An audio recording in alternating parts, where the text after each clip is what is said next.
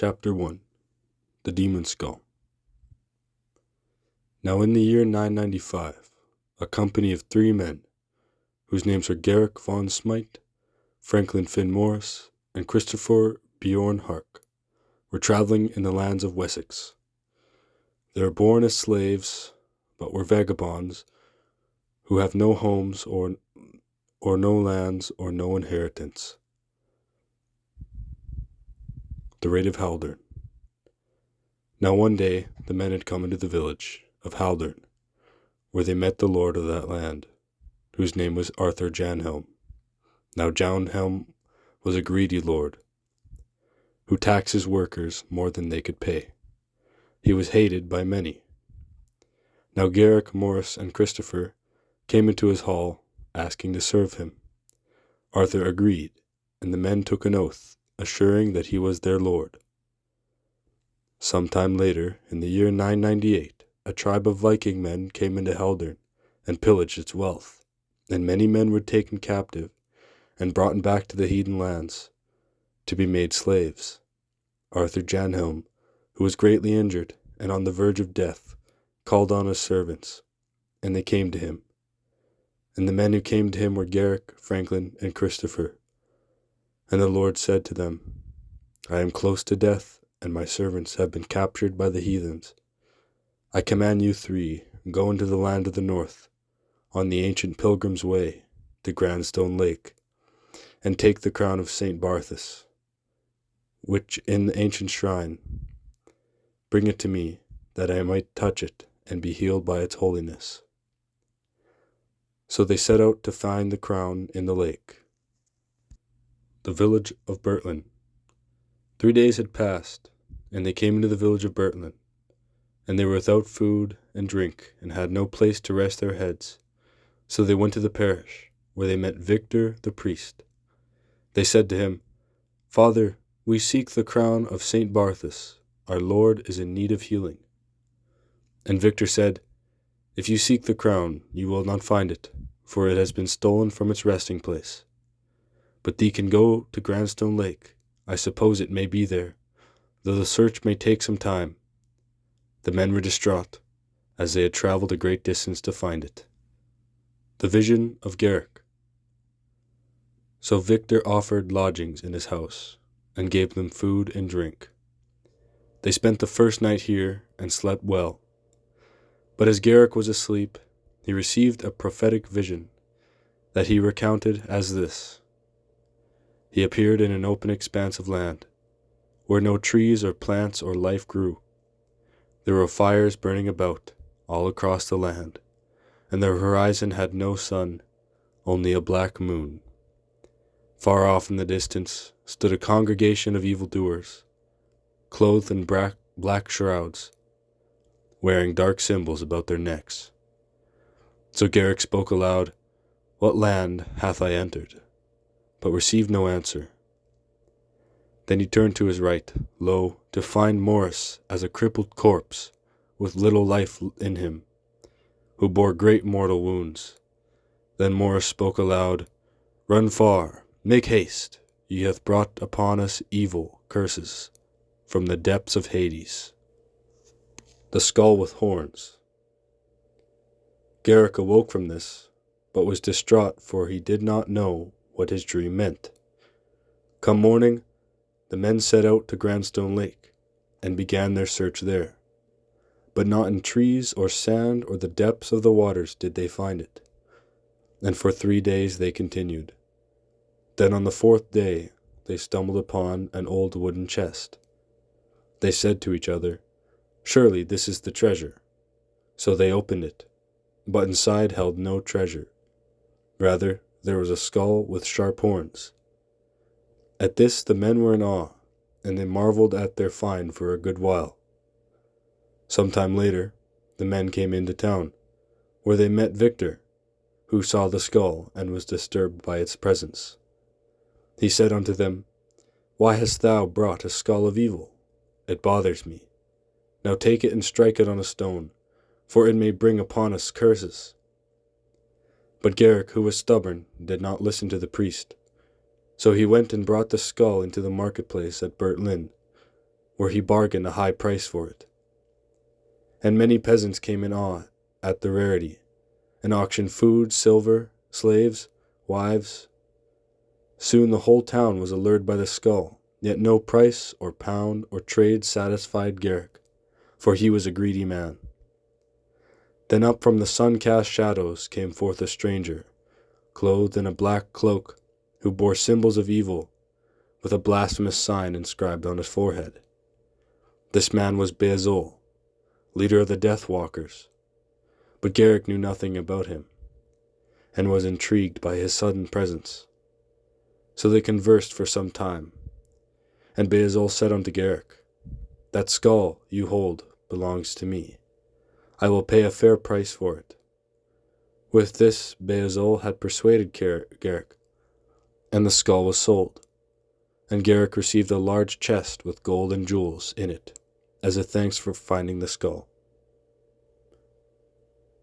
The Great Curse. When Garrick returned to the priest's house, Morris approached him and asked him what had become of the skull. So he brought out the chest and showed it to the men. But upon opening it, a snake shot forth, and bit down upon Garrick's heel, but he stepped on its head and killed it. Then the priest stepped forward and said unto him, The gold was fake, it was a serpent. Then Garrick told them whom he had sold the skull to, who was Beelzebul, and everybody conspired against him.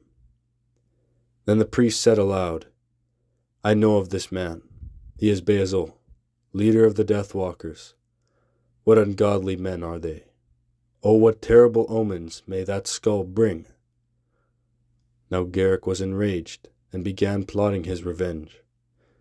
He knew the skull possessed great powers, for he saw madness it stirred up in the townsfolk. Chapter 2. The Temple of the Death Walkers. So Garrick took a knife and a cross, and set out to the abandoned temple, where the Death Walkers gathered. And he came into a small bush below a window, and peeked in.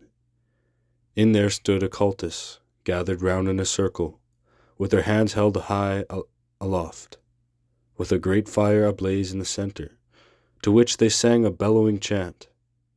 After some time Beelzebul stepped forward with the skull in his hands. As he held the skull aloft, the men raised their howling chants, for this was their worship practice. He then spoke an incantation, which caused the winds to blow and howl like the souls of hell, and the fires consumed the air. With demonic power, the occultist's eyes beamed with darkness, like the shadows of Cocytus. They had with them much strength and authority over the spirit world, for their lord Satan had invested unto them. The Demon from Hell. Then out came Garrick from the broken window, but the occultists paid no notice, as they were deeply entranced. So Garrick pulled his knife and prepared for a strike, but before he could, Beelzebul said aloud, I sense an unwelcome presence. Come forth, ye fool. So then did Garrick step out into the light, and the incantation was broken, so that the cloaked figures could turn their gaze to him. They whispered and conspired, and one said, He is a godly like. To which Garrick said unto them, I bargained the skull to you, Beelzebul. What a fool I was! Now I hath come to destroy it. But Beelzebul replied, No hands of the good-willed shall lay upon it the skull of our Lord. So he took up his staff, and with a swirling fling he conjured up a demon that had many horns and sword-like nails. Michael the Archangel. Garrick, though in fear, pulled his knife, and duelled with the hell creature. Much blood was shed, and Garrick was injured greatly. Yet when he was cornered, a blinding light shone above, like a star on the roof, and from it came great lightnings and thunderings. The demon was struck down with fire, and burned till its bones were left on the floor. Upon seeing this, the occultists fled into the forest, carrying with them the skull. There lay Garrick, weakened and distressed. Then from the light came a hearkening voice, "Be not afraid, for I am the archangel Michael, a warrior of God, and guardian of the Lord's people." Garrick was comforted by his presence. "Why hast thou delivered me?" said he. But Michael said unto him with a loud voice, "It is by the Lord's mercy that thou hast been rescued. Garrick, thou hast been appointed to carry out the will of the Lord, to smite the resurging evil of an age by and gone. But fret not, for I am here to guard thee in the coming days." Chapter 3. Preparation. Going forth from the temple, Garrick rested beneath a tree in the forest for some time, and Michael healed the wounds of Garrick with holy powers, and they stayed there till the coming of dawn. When Garrick had come into the village in the early morn, Morris and Christopher approached, and inquired about the things that took place. Garrick spoke plainly. He introduced Michael also, who stood before them with the likeness of a man. When they returned to the lodgings, they met Sarah Helsing, daughter of Victor the priest, as she had returned from a small journey in the land of Kent. The men of the village admired her, for she was blessed with the gift of beauty, and Garrick saw her fair also. When night was upon them, they conversed around the table, and Garrick retold the things that took place, to which they were profusely angered at the death walkers. "So it was by my hand that they took hold of the skull. So by my hand they shall fall," said Garrick. "I know of the place that Beelzebul had fled to. Castle Blackstone, house of Count Orlok," replied the priest. Michael, who appeared in human likeness, said unto them, "Castle Blackstone is the house of all evildoers, the assembly place of the wicked, and the synagogue of the blasphemous.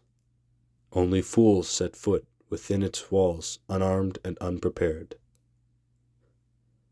The Holy Helm and Mail.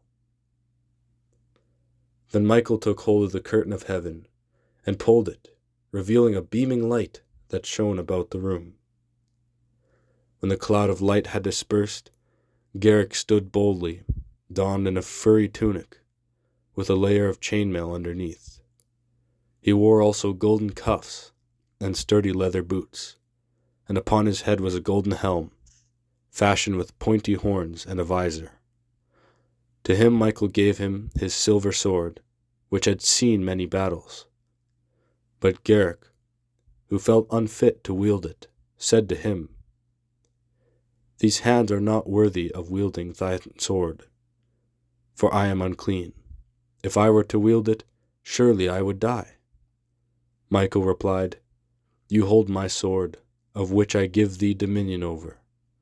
The sword is weakened, however, for thou art a sinful human, and thy hands commit ungodly deeds. And by sin the holy power is diminished. But hold fast, good Garrick, for thine redemption is near." Chapter 4. Castle Blackstone.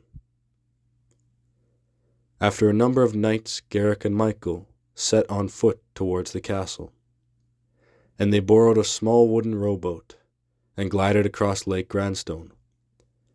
After some time they reached the other side, and came upon Castle Blackstone, and Garrick said, "What a ghastly sight! Never before hath I seen such fortifications." In order to know its layout, they took some time to study its architecture, and they recalled that it looked as follows. Along the defense walls there stood 9 towers, Roman style, wide and sturdy, and built out of black rock. They were cut clean and sharp, and windows stood like the arches of bridges. There was a deep moat, deeper than any moat Garrick had seen, and it had a straight drop, like ravine. At the bottom of the moat there were sharp wooden spikes that were driven in the ground, and the corpses of those unfortunate souls who fell into it lied mangled among these spikes. There was a strong stone gate, the southern gate, which was the main one. Across the walls of these gates were more wooden spikes, and on these were the skulls of Orlok's victims. The entrance itself had no large door, but was open. The layout inside could hardly be called a castle, but was rather a Roman-style fortress, inspired by ruins found in Britain. However, the buildings were all connected by halls and bridges, which made it easier for Orlok to travel during the day, as he was a vampire. The walls of the buildings were made of black cobbled stones, but were laid with impressive precision.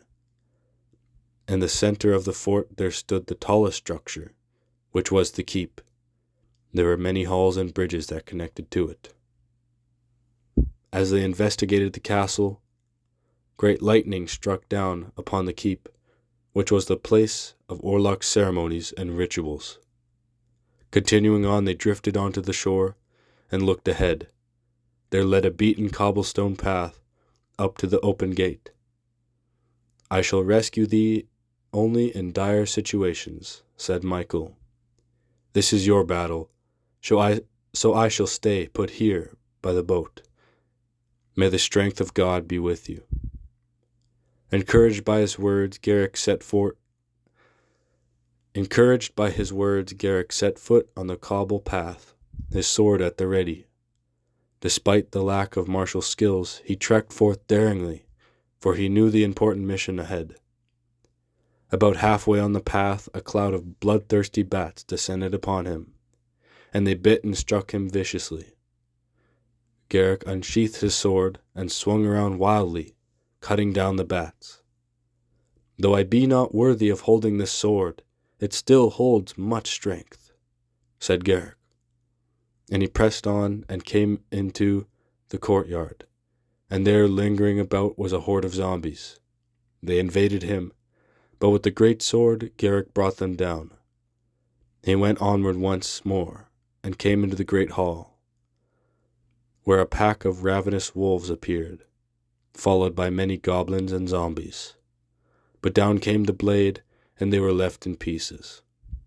Now a group of associates had seen these commotions, so they sent a message up to their lord. When he had received word that an intruder was in their midst, he sent out an army of bone warriors. When Garrick came into the northernmost grand hall, he encountered the armies.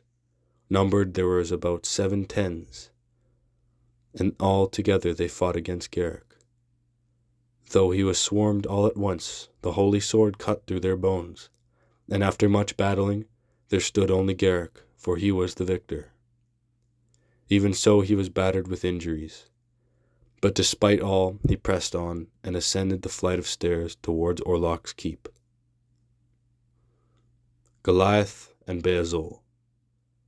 On the stairs he fought against slime creatures, but upon reaching the crossway that led to the keep, he encountered Beelzebul, standing before the stone doorway. Then Beelzebul said unto him, "I allow ye no further. Your journey of redemption shall end hither. Ye shall not take one step in this keep as long as I stand." And with force he began waving his charged staff, stirring in the air. Then with a whipping motion a demon came forth with bolts. He was called Goliath, the colossal brute. His weight came down on the bridge, and it began to crack, for Goliath was heavier than stone. Garrick fought against him for some time, but was once more cornered by a demon, and without aid this time. In a desperate action he drove the sword into the stone of the bridge, causing a great crack to split it across, and cave in, and down went Goliath and Beelzebul into the tumbling rock. Then Garrick caught his footing, and looked, lo, the bridge was gone, and there was no way across the keep.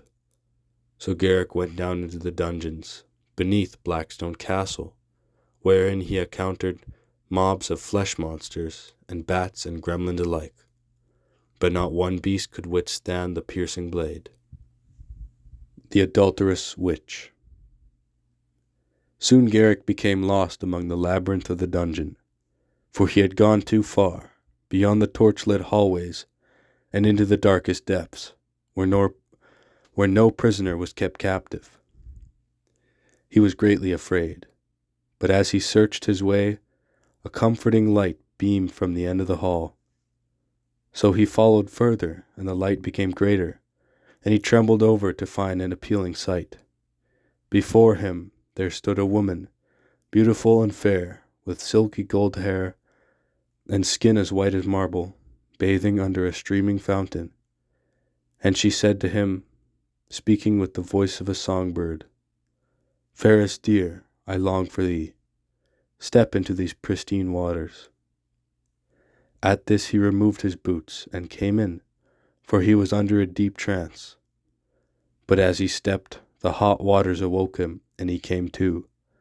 And he looked, behold, the waters became blood, and the woman cut off her skin, revealing a witch underneath.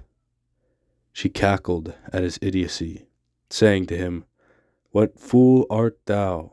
A man's eyes lead his feet, and they fall into traps of desire. Oh, how foolish art thou!" Immediately Garrick withdrew from her, and unsheathed his sword, with great force, and the tip of the blade touched the pool, causing fire to spread about. The witch flew up and swarmed Garrick with a flurry of slashes on his arm, but he swung around his sword in the air, cutting the skin of the witch, and after some time she succumbed to the loss of blood, and fell into the pool of fiery blood. Garrick said aloud, "Cursed be the demons of lust, for many have been caught in the snares of sin." Cyrus the Prisoner. Onward went Garrick into the waterways, where he slashed his way through hordes of sludges and slimes, and cut apart the zombies, and stabbed at the skeletons. As he reached the stairs he saw a prisoner behind the rusted iron bars. He knew not why he was there, but he approached him calmly. His name was Cyrus Jolheim. He was a poor and wretched man, and spent his days lamenting and eating the flesh of zombies. He saw Garrick, and said unto him, "Who is this that cometh to save me? Please, I am poor in spirit, and I thirst greatly." But Garrick said back, "I fight for a just cause, and your despair has made me sorrowful." So Cyrus then said, "What bringeth the likes of you here? No man reacheth these ends of the castle. Great is your willpower." So Garrick replied, "I am here to slay the forces of evil. There is something within these walls that, by fate, hath come to destroy. This very thing has been given into sinful hands, into they who plot evil." Astonished, Cyrus spoke again, "What a righteous man art thou! I wish thee strength and courage from hither." Garrick once more saith to him, "Righteous I am not, but humble art thee. I shall deliver thee from your bindings." At this he took out the sword and cut away the iron bars, releasing Cyrus into the halls of the Blackstone Castle. Taking a rib cage from a nearby skeleton, he crafted a breastplate, and taking also an arm bone, he sharpened the end to make a knife. He gave these to Cyrus, and he took them. Overwhelmed with gratitude, he thanked Garrick for his good deeds, and set out into the waterways under the castle.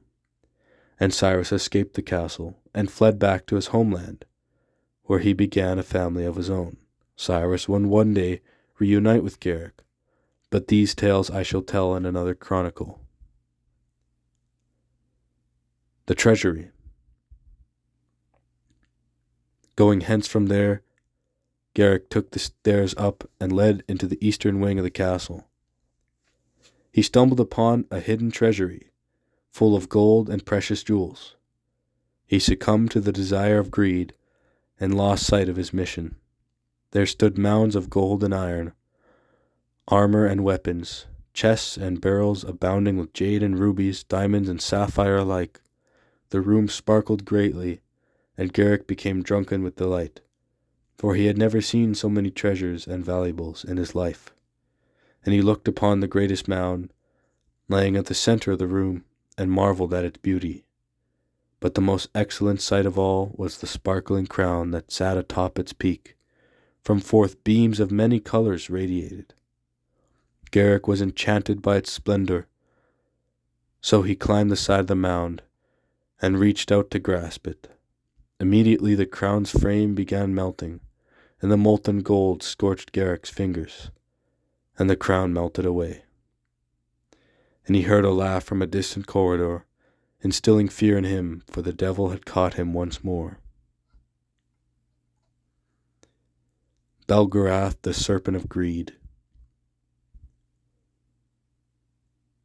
Immediately the mound's peak shifted and cracked, and up from the ren came Belgarath, the shining serpent, that let out a shrieking cry, and engaged in battle with Garrick, and he received many great injuries from its fangs, as it was nimble and agile. But soon Garrick discovered its weakness was its eyes, as they had no covering, for they were made of brittle rubies, and shattered easily. Taking hold firmly of the sword, he launched it across the room, and faithfully struck down Belgarath by piercing its left eye. Venaris, the Dragon of Toxins. Garrick went onward unto the stairwell once more, and entered the easternmost tower, where he was bombarded with hauntings of poltergeists and a troop of armed bonemen. But the sword kept sharp, and made clear the fiends that troubled him so. Up the winding stairs went he, but met Venaris the poison drake, who was obstructing the door that led unto the bridge. A ghastly smog came forth from its nostrils, concealing Garrick's vision, and burning his skin.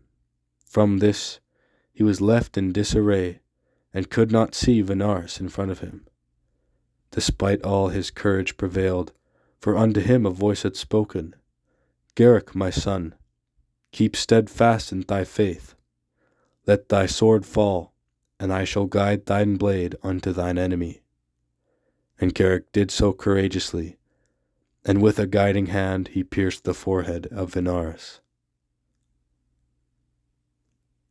Gruffham, the executioner. Onward went Garrick, towards the eastern Dansker. He looked ahead, and behold, there stood Gruffham the executioner, who carried a blood-stained axe, and wore a leather belt upon his waist, and donned a chain-mail tunic.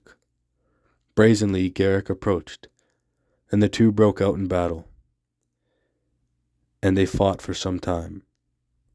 Gruffham was a violent and barbarous man, but Garrick was much quicker, so he launched a biting stab at Gruffham's heart. Then he began to bleed out, and within a few moments he fell dead. Garrick, being encouraged by his victories, went forth into Orlok's keep arrogantly. End of chapter 1 to 4.